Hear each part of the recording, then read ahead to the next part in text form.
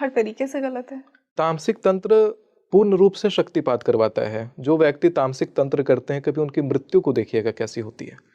उनकी मृत्यु जब होती है तामसिक तांत्रिकों की, उनकी मृत्यु के समय में जिस शक्तियों से वो काम करवाते हैं, चाहे योगिनियां ही क्यों ना हो, उनके मुंह में विष्ठा यानी मनुष्य का मल आकर के डाल देती हैं मृत्यु शैया पर। जहां गंगाजल पड़ना चाहिए मनुष्य का मल जाता है।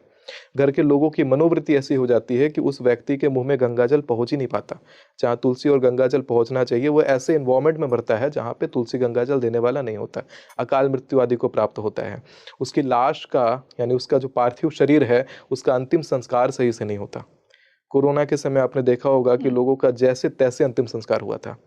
तो वही होता है जब तमस का आपके जनरेशन में, चाहे आपने करा हो चाहे आपके पिता ने करा हो, यानी पिता का किया हुआ सीधा बेटे पे आता है।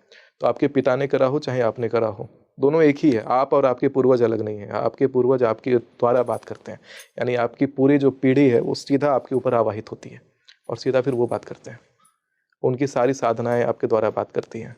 जो कहते हैं कि इस प्रकार की मृत्यु और इस प्रकार की अधोगति को जो प्राप्त करते हैं, वो यही तामसिक साधक होते हैं, जिन्होंने अपने पूरे जन्म पूरे जीवन में, इसे हम लोग कहते हैं एक आम भाषा में आल जाल, आल और जाल में अपना पूरा जीवन निकाल दिया होता है। यानी सही तत्वों को पकड़ा ही नहीं, ऊपर ऊपर से तत्वों को छुआ उन्होंने कि हाँ इसको करने से ऐसा होगा, इसको करने से ऐसा होगा, और सब प्रयोग कर डालते हैं। कभी किसी के लिए कर दिया, कभी छोटा सा किसी से लड़ाई हुआ प्रयोग कर दिया, कभी जीवन में कुछ चाहिए वहाँ पे प्रयोग कर दिया।